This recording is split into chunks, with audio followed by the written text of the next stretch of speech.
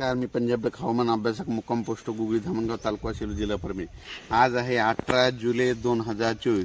सर्व शेतकऱ्याला सांगितलं की राज्यामध्ये आजपासून रात्रीपासूनच पावसाला सुरुवात होणार आहे। म्हणजे आजपासून राज्यामध्ये पाऊस वाढणार आहे।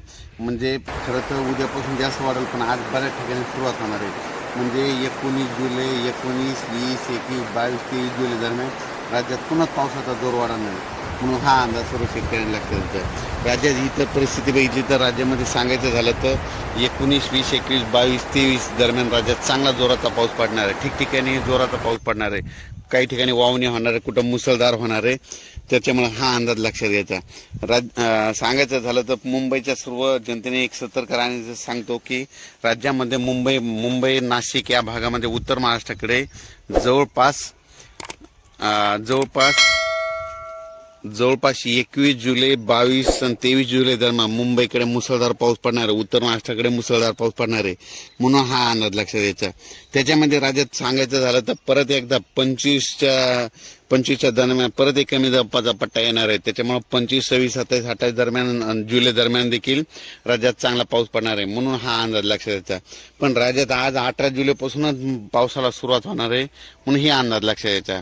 ज्या ज्या ठिकाणी पाऊस पडत वड्याला नाल्याला पाणी आल्याच्या नंतर पुलाच्या पासून शेतकऱ्यांनी आपण पूल ओलांडू नये, म्हणून ही काळजी सतर्कता घेणे गरजेचे आहे। सांगायचं झालं तर राज्यामध्ये म्हणजे आज 18 जुलैपासून ते 28 जुलै पर्यंत राज्यात जोराचा पाऊस पडणार, ठिकठिकाणी पडणार, दररोज 2-2 दिवस वेगवेगळ्या भागात पडत राहणार आहे। म्हणून हा अंदाज लक्षात सांगायचं झालं तर राज्यामध्ये आता म्हणजे आज 18 जुलैपासून ते 28 जुलैपर्यंत जिल्ह्यावाई घेऊ। पूर्व विदर्भामध्ये 6 जिल्ह्यामध्ये 18 ते 28 जुलैपर्यंत चांगला पाऊस पडणार आहे।